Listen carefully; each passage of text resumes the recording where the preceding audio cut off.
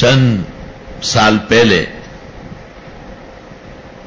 ایک آدمی نیا ہمارے ہاں آتا تھا فجر میں اور سامنے پلر کے ساتھ بیٹھا رہتا تھا.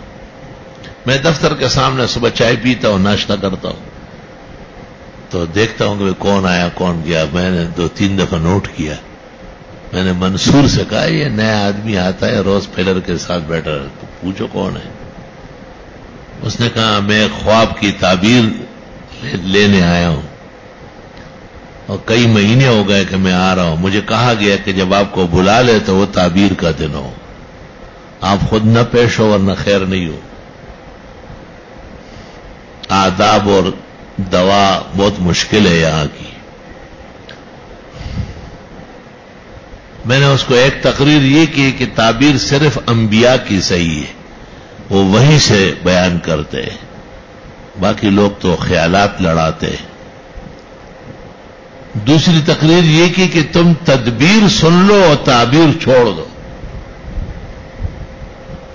اس نے کہا میں 3 مہینے سے آ رہا ہوں, بڑی مشکل سے آپ مل گئے ہو, مجھے تعبیر چاہیے.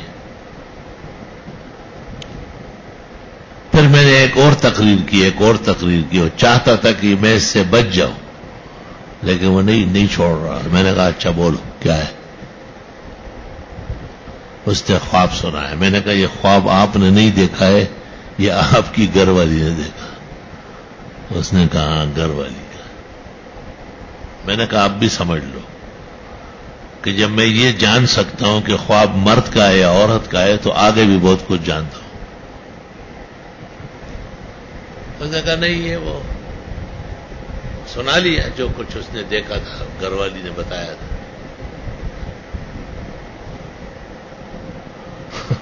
میں نے کہا کہ 2 بچے ہوئے ہیں اس خاتون کے آپ کے علاوہ, ایک مر چکا ہے اور ایک 8 اور 10 سال کے درمیان میں زندہ ہے. اس نے کہا کیا مطلب ہے. میں نے کہا مطلب اردو مبین میں بالکل صاف ستھرا ہے, یہ کوئی سنسکرت نہیں بولی جا رہی یا پشتو نہیں کہ آپ نہیں سمجھ رہے, آپ کے باپ دادے کی بولی جا رہی, اور کان کھول کے سنو. اس نے کہا کہ توبہ استغفر اللہ. میں نے کہا توبہ استغفر اللہ تو اپنی جگہ ہے, تعبیر جو میری ہے وہ بھی اٹل ہے, اور تم میمنی نہیں بولنا. منصور سے میں نے کہا قریب بیٹھو, اگر اس نے میمنی بولی مجھے بتاؤ. میں نے کہا گھر والی سے پوچھو جس نے خواب دیکھا. اس نے پوچھا کہ میں اس طرح مولانا کے پاس آیا تھا اور میں نے سنا ہے تعبیر دیتے. انہوں نے بہت ایک وحشتناک خبر سنائی کہ آپ کی مجھ سے پہلے 2 بچے ہوئے, ایک مر چکا ہے. میں نے کہا نہیں مر نہیں چکا ہے, مارا گیا ہے, یوں کہو. اب اس کو براہ راست ہے تو اس کو سناؤ. مارا گیا ہے, دوسرا پل رہا. اس نے کہا صحیح کہا. عورت نے کہا بالکل صحیح کہہ رہے. میں نے کہا یخشوس یا بنے کونا کہتے خارق ہوگا. میں تو سمرا تقریروں کو دینے پوئی کہ میں یخش ٹھنڈے ہو گئے, تیری خارش ٹھنڈی ہو گئی.